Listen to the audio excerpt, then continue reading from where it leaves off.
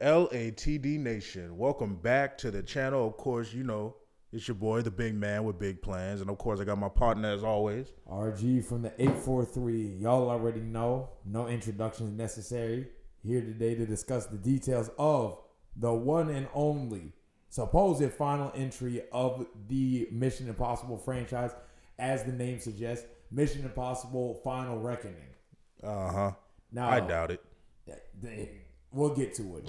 But yeah, no. So background, obviously, this is the 8th movie in the somewhat, well, not even somewhat, it's a legendary franchise, especially for Tom Cruise fans, for Tom Cruise as an actor. Oh, yeah. This is the 8th entry in a franchise that's been running all the way since 1996, based on the TV show of the same name. The funny thing about it, I've never seen the TV show. Me neither. I didn't even know they had a TV show. Yeah, it's based on a TV show. I actually think that the movie franchise has gone on to be more revered and more known than the TV show was based on. Because I feel like a lot of people, when we think of Mission Impossible, we tend to think of Tom Cruise. And Right. we tend to think of Ethan Hunt and IMF, but we don't really think of like those characters. I don't actually really know any of the characters from the Mission Impossible TV show. So it's just kind of like, this is more so a send-off for Mission Impossible. I'm actually not sure whether it's set in the same universe or not. Yeah, like I said, I wouldn't know. I have never seen the show. Now, for me personally, Mission Impossible, I'm a fan, but I wouldn't say like I'm a diehard fan. I haven't seen every single movie. I haven't seen the first 4, but I've watched every movie in theater since Rogue Nation, and I've been a big fan of those.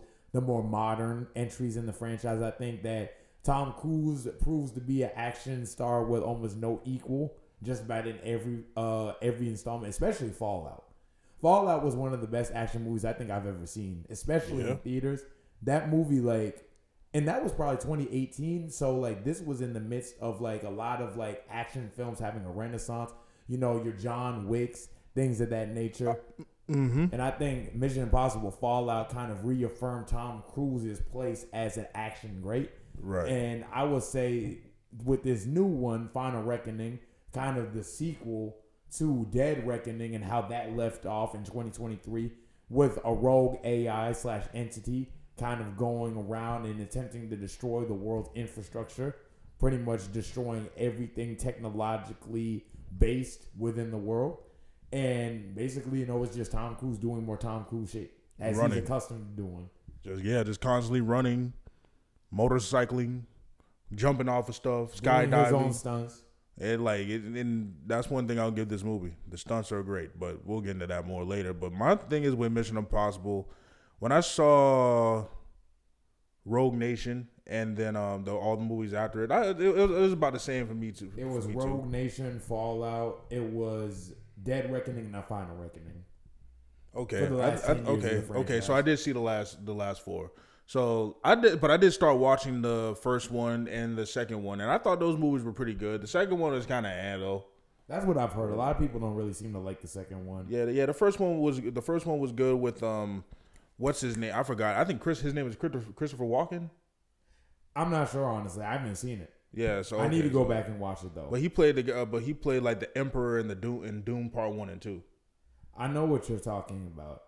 I Okay. think it might be him. I'm not sure. I think I'll look it up later. But no, I thought the first movie was actually really good, and getting all the references to when he's has the wire coming from the vents and he's stops before he hits the floor. Okay, so that's where that came from. Exactly. That's where that came from. To be honest, I think Keanu Reeves was a close second to Tom Cruise, but I'll give Tom Cruise that action movie star, upper echelon, the hierarchy. I think Daniel Craig is in third though, with the James Bond movies. I don't think it's a case of me ranking them personally. As I think they're all kind of within the same realm. I think Tom Cruise, I would say Bruce Willis back in the day. I would say Harrison. To be honest, I kind of do want to rank them. We'll have to do that some other time. Hey, let us know. Yeah, let us know. We can. But anyway, no, the Mission Impossible movies, I enjoy them. I enjoyed a lot of them.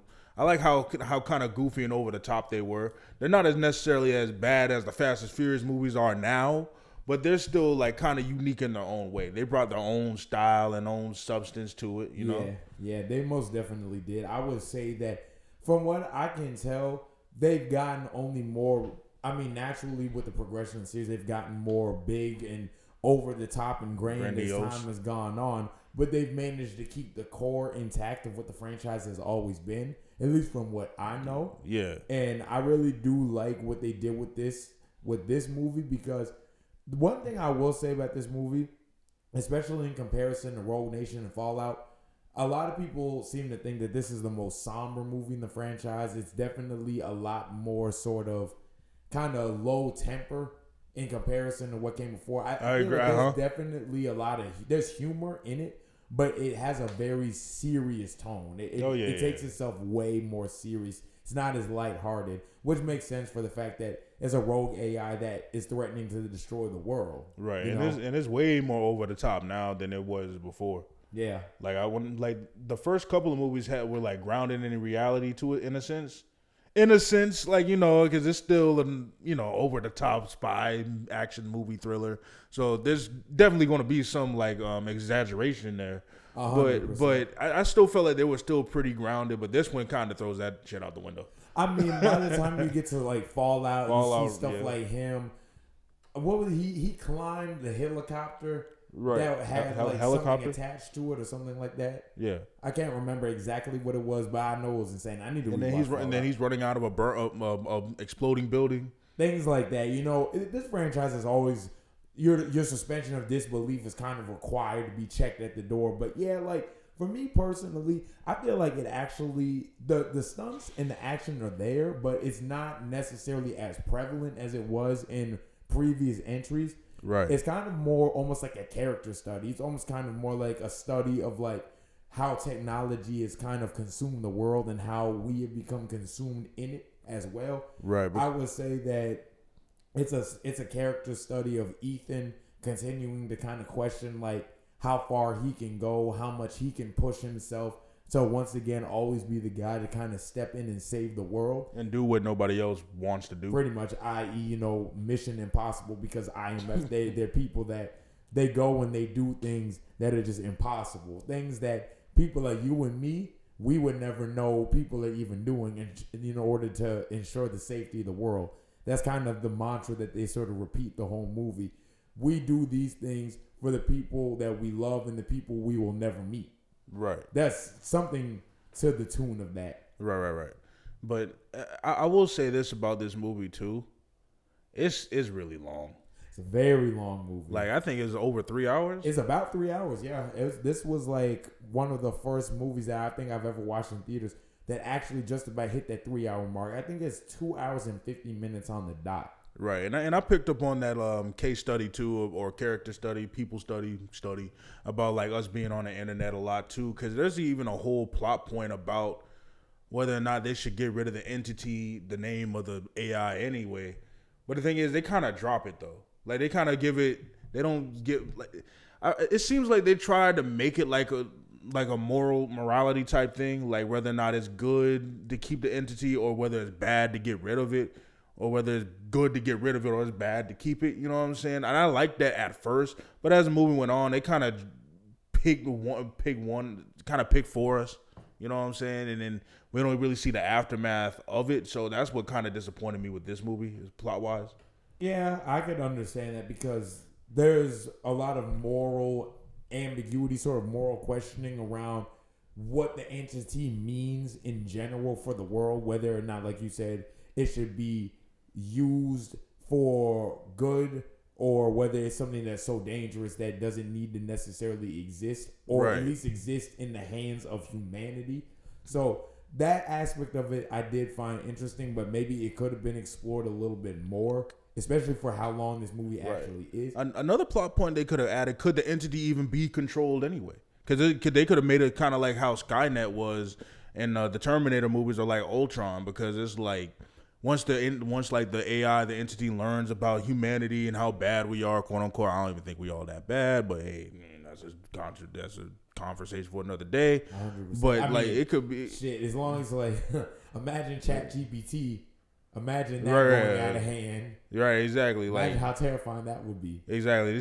Lo and behold, it says I'm not going to take your answers and give your answers anymore or something like that. One day, Chat GPT and Siri just get tired of taking our shit and they team up together. Yeah, shut up.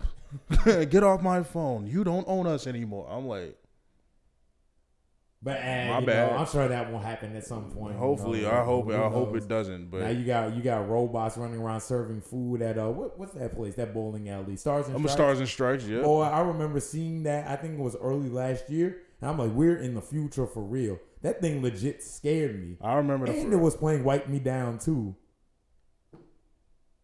Well, at least I'm like these robots, at least they culture. At least it didn't play TV off. That's all. Turn his TV on. Like you know, but Imagine you walking through the bowling alley and the thing just like veers to you. The mustard. yeah, exactly. But with that being said, I still did enjoy this movie. But the thing, I'm sorry, I hate to get into all like the disappointments, you know, but for me, it was a little too much exposition, a little too much talking. But at the same time, it still kept me interested to see how all of this will play out. I think a lot of that for me personally, I agree.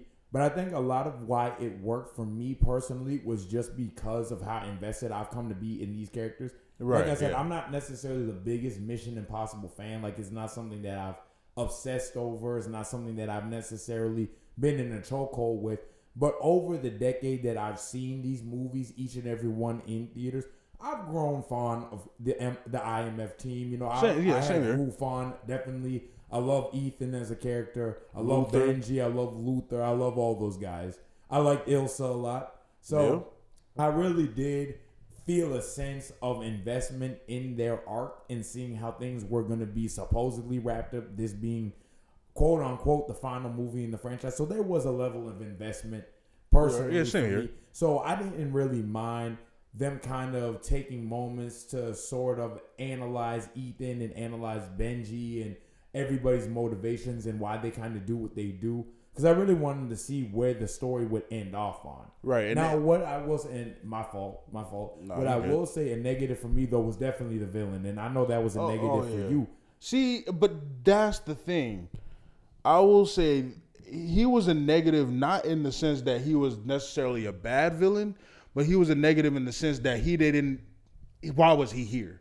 You He know. didn't really add much for me, especially because for a lot of the movie we don't even really see. Now He in Dead almost- Reckoning, and I'm sorry, but in Dead Reckoning, yeah, he was a great villain there.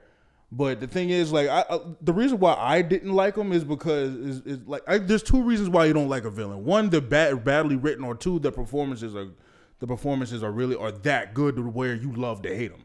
Yeah, and the It's- writing as well. Exactly. So it's kind of the same both for me, in the terms of see, it's kind of hard to say, but in the terms of like bad writing because they didn't know what to do with him, and two, what's his name? Asai Morales gives such a great performance to where it's like he's that cackling bad guy, like I got a parachute. When I'm getting away, you know what I'm saying? He reminds me of a Saturday morning cartoon villain, But the thing is, like Skeletor. Skeletor. Yeah, that's type a of good. nigga. That's a That's a what good he one. remind me of. But that's the thing. That's what I kind of enjoyed from him, especially in Dead Reckoning. But I didn't really enjoy it here because let's just be real. It really, after the first act, it really wasn't about him.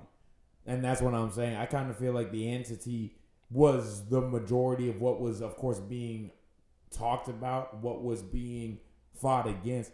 It really is more so about the entity more so is the villain rather than what was his name? Gabriel. Well, more so than Gabriel himself. S.I. Morales playing Gabriel. Like I feel like the entity kind of like naturally an AI gone rogue is inherently more interesting than necessarily the man trying to control it.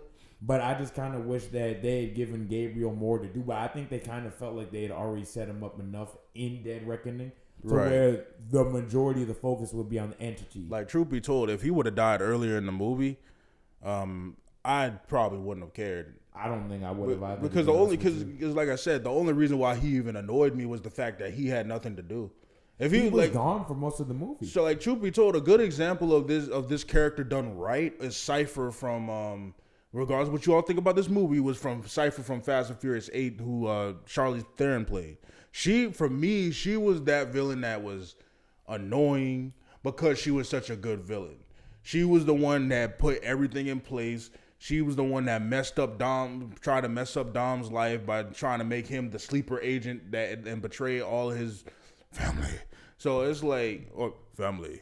Remember? However, he said, I ain't gonna watch these movies in a minute. But that's the thing about her character. I love to hate that person because she's so annoying. Because she's such a well-written character, in my opinion. Regardless how y'all feel about, but this one, it was just kind of like the entity was really the villain. 100%, and I actually found the entity more interesting. Right. The funny thing is, we don't really see much of the entity actually like speak. Not really. We only really see one instance where the entity kind of makes its presence known. Right. And yeah. what we get of that is very haunting. It's very chilling. And it does a good job of setting the entity up as a real next level threat. So I really did like that aspect of it. Overall, Gabriel, I ain't mind him too much. He wasn't an awful villain. I just think that the entity was better in terms of like what was more interesting.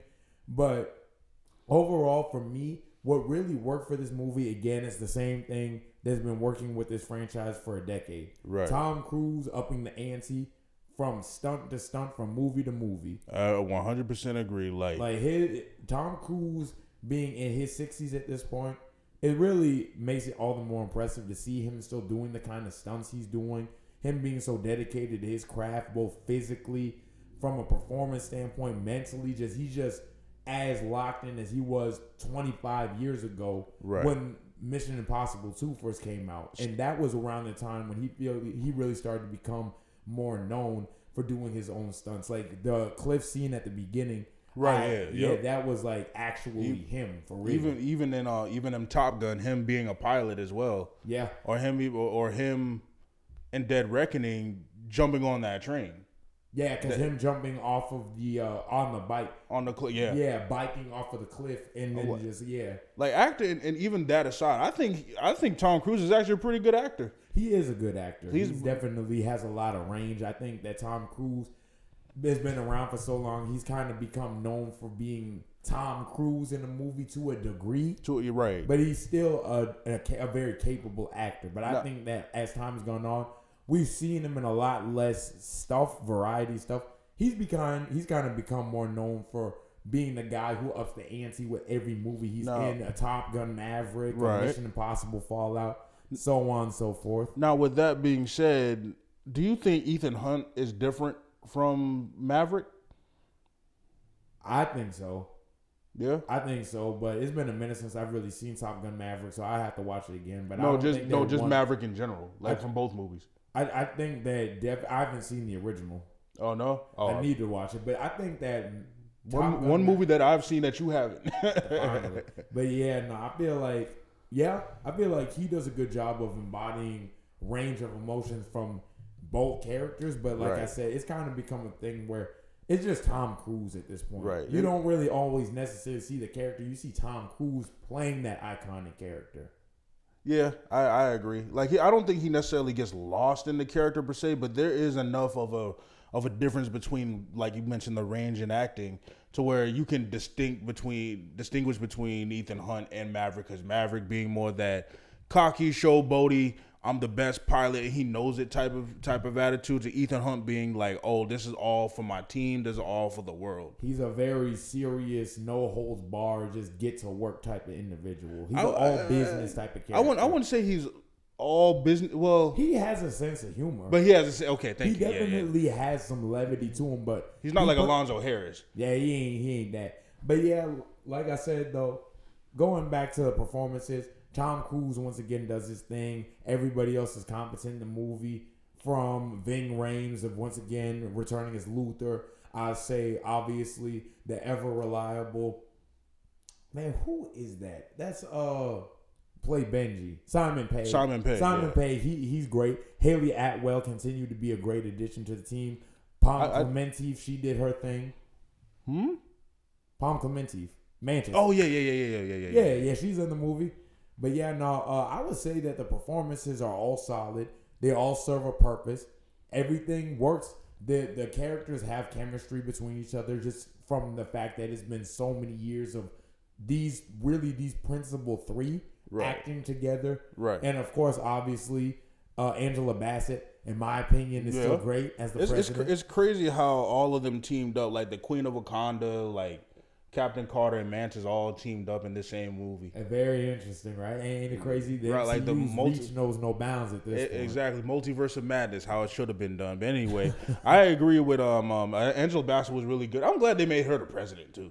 I liked her authority as a president. I respected it. Yeah, exactly. She was about her business, and I messed with it. Exactly. Folks were looking at her sideways. She ain't even care. Exactly. She did her thing. Because the thing is, with her in this movie, there's a certain play that they want to call, but she puts her foot down on that. I'm like, I respect that. God bless you, Queen. But anyway, overall, like we just said, the performances really are really, really good in this movie. My only gripe with the movie is that the story is kind of.